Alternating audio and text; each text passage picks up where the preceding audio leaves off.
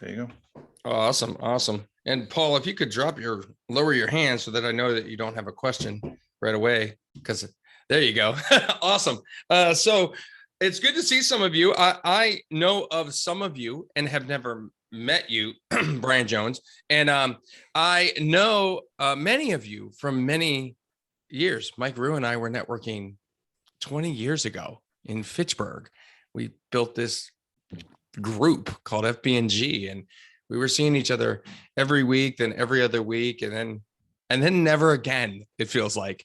And I had a one-to-one with Maureen, just like, I feel like it was like 3 weeks ago, right? And Sheldon and I had talked. So David and I have chatted many times.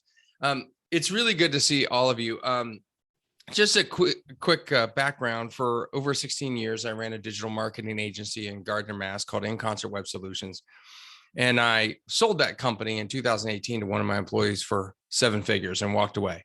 At the very next day, I became a full-time professional speaker, traveling the country, talking about how to get more word-of-mouth referrals in a service-based business. That was my focus.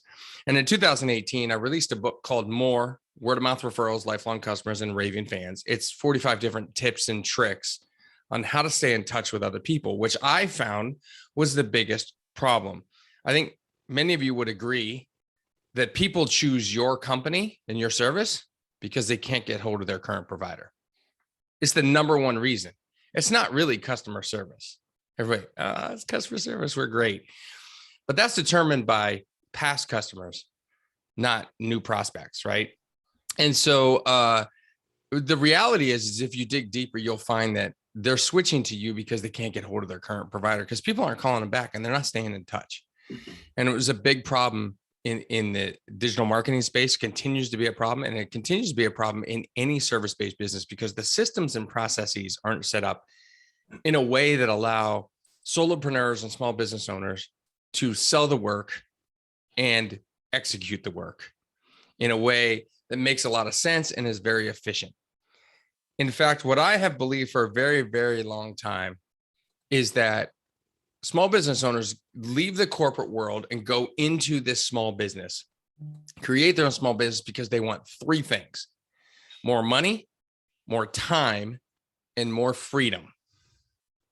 More money, more time, and more freedom. The problem is they don't get any of those 3 things in the first 5 years. And that's why you end up with the SBA statistic of so many companies that fail, right? The reason they don't get those things is because they take on all the wrong clients. Because we see the red flags.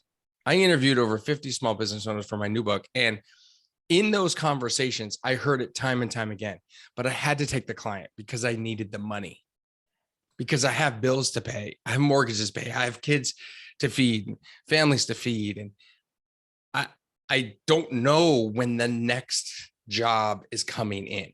So even though I see these red flags, I can't refuse the work.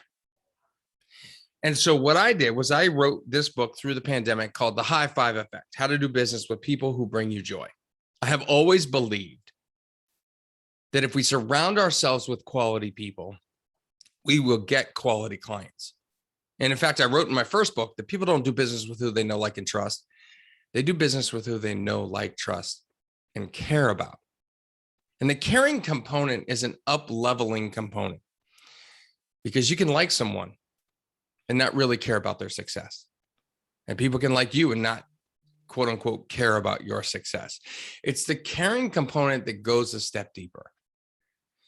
And when you get that caring component, now you'll surround yourself with quality people, people that do in fact bring you joy. And by surrounding yourself with those people, they attract similar types of personalities, which result in a higher level of joy in your life, which means you can charge more, you have more time available because you're charging more, and you have more freedom in your business. I live my life now by the definition of freedom.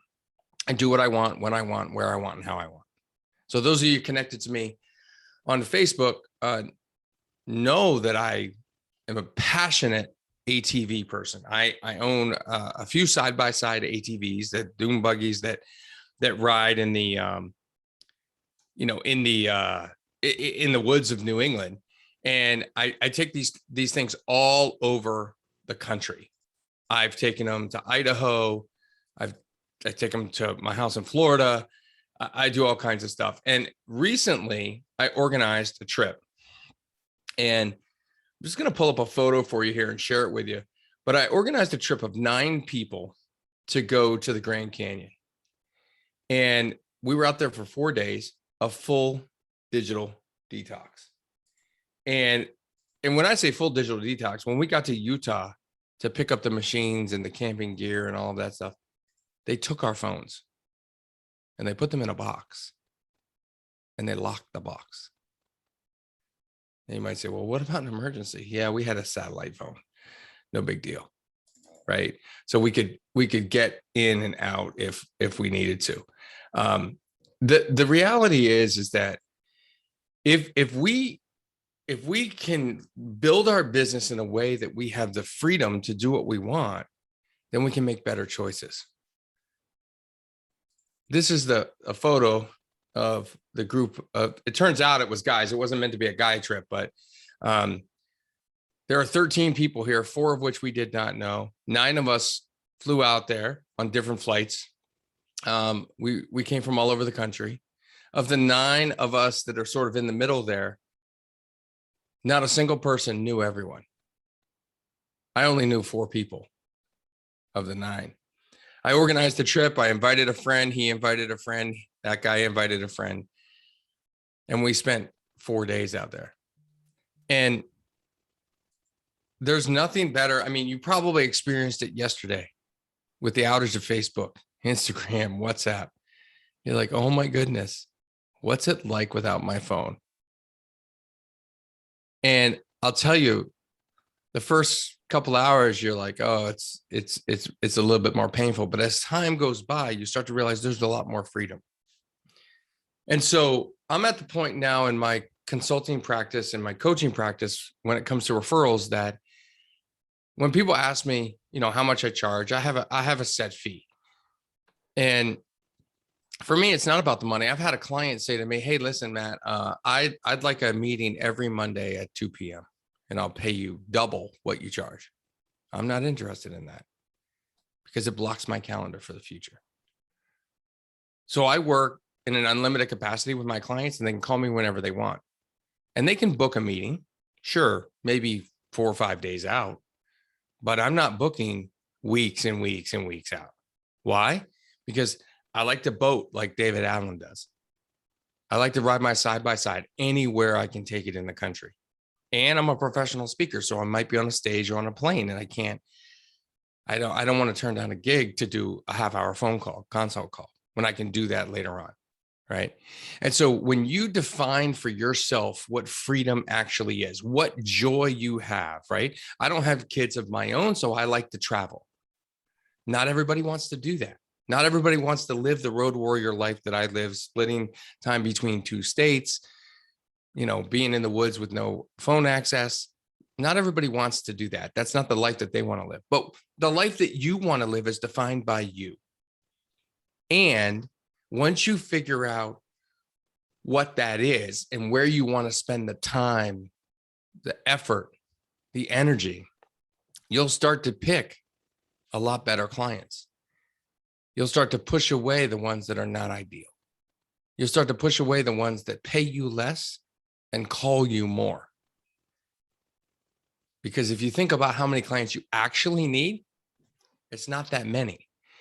And so in this book, I did a little reimagination of Maslow's hierarchy of needs.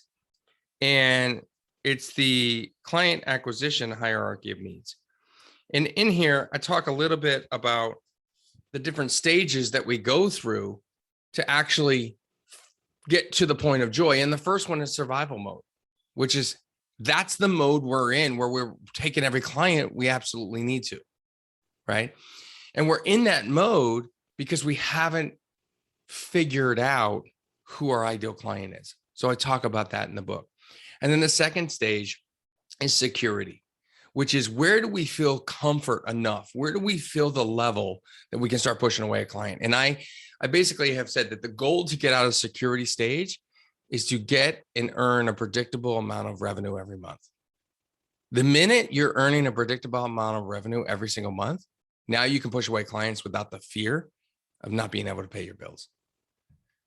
And many of you are in a role where you're consulting with other business owners. You're advising them on the growth of their business. And that is a key point that these service-based business providers really need to understand, whether they're a solopreneur or maybe, less than 10, 20 employees. It's that predictable amount of revenue that gives them the comfort, the strength, the fortitude to actually push away a bad client, to see the red flags and not ignore them. There's a whole chapter in the book I talk about trusting your gut and listening to your gut, really. Because many of you went to college. I didn't go to college, but many of you that went to college, you didn't enroll in Gut 101. There was no class on trusting your gut for business school, right? But what you all have learned over the years of being in business was that you should have listened to your gut back when it was telling you it was a bad situation, right? And we've all had that bad client. We've all had the client that didn't pay, or that ran out on us, or was problematic on the phone. We've all had that. And yet every single time when I interviewed 50 small business owners, every single time they told me they knew it was going to happen before it happened. Every single time. And so we just have to learn to listen to our gut a little bit more, right? So raise your hand briefly if you've ever read a book by Mike Michalowicz. He's written many of them: Profit First, Pumpkin Plan, Surge. He's a perennial small business author. And I was fortunate enough to have Mike endorse the book. And he says, the essence of a joyful business is working with the right clients who bring you joy. Matt's book shows you how to do exactly that. Additionally, I got, probably 30 other endorsements, but one was from small business, a solopreneur, sort of influencer, Ramon Ray of smarthustle.com. And he said, there are a lot of business books on the tactics of business success. Matt's book gives you that and more. He speaks to the heart of how to have joy in growing your business. Matt's a guy who brings joy to those around him and will help you bring joy and a smile to you as you run your business. So some great endorsements. And it's one of those things where I just believe, when I end my keynote speech on the referrals, I always talk about this idea that when we're doing business with people we know, like, trust, and care about, it should be to the point where we can high five them. We can walk down any hallway in any business, at any conference, at any chamber event, networking event, anything that's happening, and just literally high five the person. When you do that, your emotion is at a higher level. It's at a joyous level. A high five is not a handshake. It's a celebratory move, right? I encourage you, even though it's COVID, I encourage you to try this over the next week. Simply walk by someone and put up your hand like you're going to high five them and watch what happens. They will reciprocate and they will smile, because that's what it does. And the more that we can do, the more successful we can be in business by surrounding us with the people that uplift us, like Jim Rohn said. So, like I always say on every video I produce every week, don't forget to live happy, smile a lot, and high five everyone around you. All right, let's open it up for questions, Joe. Sounds good. Does anybody have questions?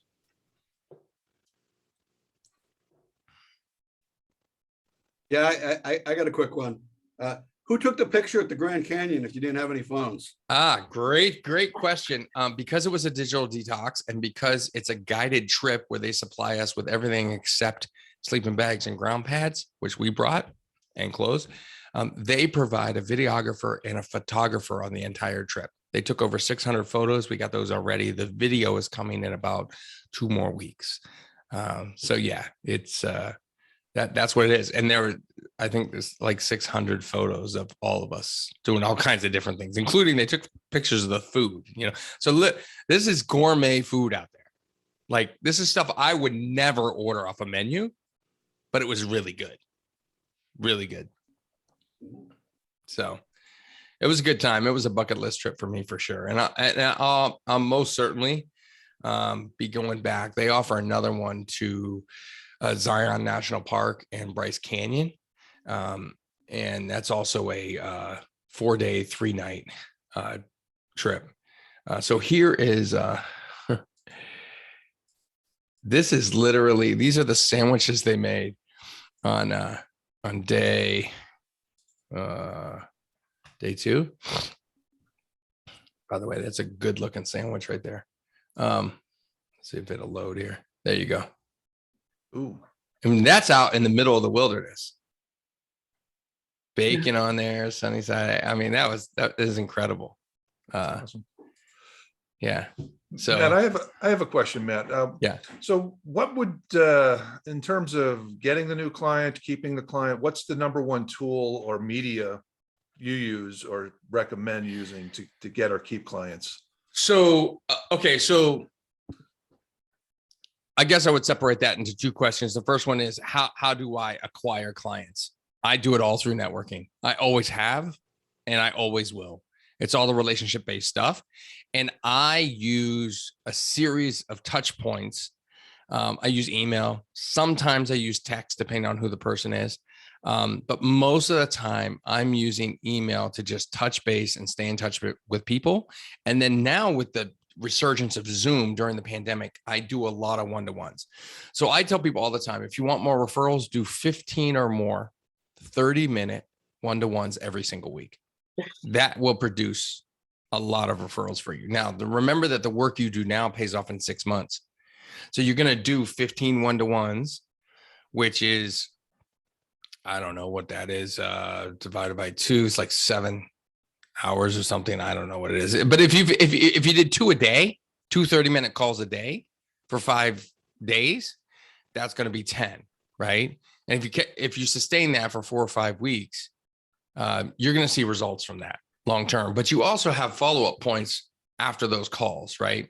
You have to serve other people. You have to provide for others. You have to not ask for the referral. You have to give, right? Give introductions, not necessarily referrals, but you got to definitely give introductions. And then you got to know who you're going after.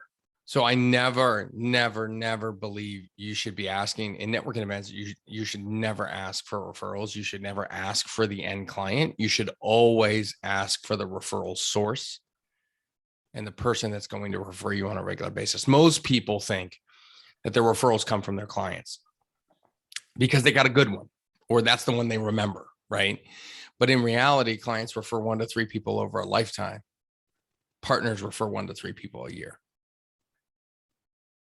Right. So Mike should be constantly focusing on web developers and people in the financial area who can refer the credit card type stuff to him. Right. And so this is the common thing with Maureen going after the IT professionals consistently all the time. I had 35 partners that were sending us business when I sold the agency. And of the 35, I'd say 32 were IT professionals that did break-fix computer work, managed IT services. And I don't think a single one of those actually hired us to do their website. So they weren't even a client referring, right? So the big key is once you create a relationship or you make an introduction or you build that relationship, then you have to continuously stay in touch. So I liken it to this, Joe, real simple. How do you outrun a bear?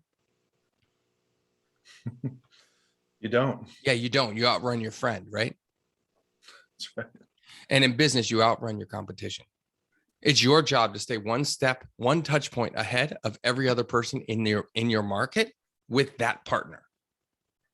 And if you do that, you get far more business than you could possibly imagine. And it's not hard. The basic email I would send is, hey, just checking in. How's business? And eventually people would be like, this dude's weird. Like early on, they would just think that's the weird, they would not respond. And then after 3 times of doing that every other month, they eventually would start to respond. And they just know that that's who I am. I'm just always checking in.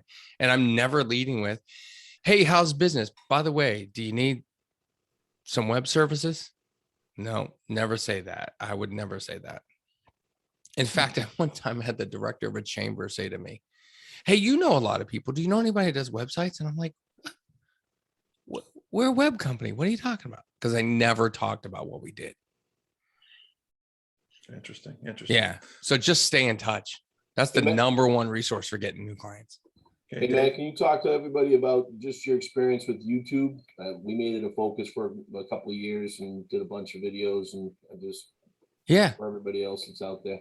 Sure. So people ask me all the time, I see your YouTube channel. Does it work? I said, what do you mean? Does it work? Well, does it get you business? Well, no, not one person is clicking on a buy button on YouTube and buying my thing, right? However, it does work. So every Tuesday at 2 p.m., I send out an email. Every Tuesday at 2 p.m., I send out an email. It's got a 3 to 5 minute video clip in it on networking tips and referrals. It is something I seen, like the don't eat on the Zoom call, show up early on the Zoom call, whatever it might be, right? In every single week, I get at least one email reply talking about the video. I get at least one comment on social, wherever I post it. And I get at least one comment on YouTube. So to me, that's what works, right? So if you take a piece of content and you put it out there and then you share it on social, it's in the email, it's on social, it's on YouTube, it's everywhere it can be, right? You might be able to unsubscribe from my email address, but you are not going to consciously uncouple from me because I got my tentacles in there. They're everywhere, right? So you're going to see Matt Ward all the time. And that's how I utilize YouTube, right? I was writing a blog for 2 years straight every Sunday, and I got tired of writing. And so I transitioned to the YouTube thing. I'm not making money from YouTube ad optimization or anything like that. I got to have 1,000 subscribers. I got to have a bunch of watch time. I'm not there yet. But maybe someday that'll be there. But right now it's just a video platform, and I integrate it with my email every week. And then I make sure my team shares it on social so that there's activity going around that. Because once you produce a piece of content, if you don't share it out there, if you don't get it out to the world in some form or fashion, it's of no value. So it's about repurposing the content as much as you can. We internally we call it the machine. We drop the thing in the top and out the bottom comes the result type of thing. So we built the machine in the process. And it took a while, right? We tweak it all the time. But it's about improving it as we go. Matt, I'd really like to thank you for taking the time to come out and chat. If you have additional questions for Matt, you can certainly hit him up in the chat room or afterwards. The book is The High Five Effect. Matt has put a link in the chat room if you want to check it out and pick up a copy. I know I'm going to. Again, or 5 for your friends. Or 5. Get extra bonuses. 5 is a good number, right? Yeah, 5. There we go. So thank you. Again, for our guests, we have a speaker every meeting. Typically, it's somebody from the group. I'm going to stop the recording here just so Sheldon can say bad words when he does his presentation.